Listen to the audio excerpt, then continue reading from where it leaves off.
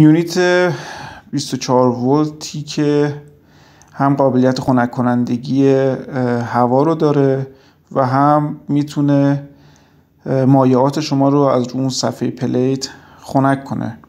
همزمان میتونه این کار رو انجام بده. تقریبا میشه گفت که مثل حالت کول باکس خودرو هست.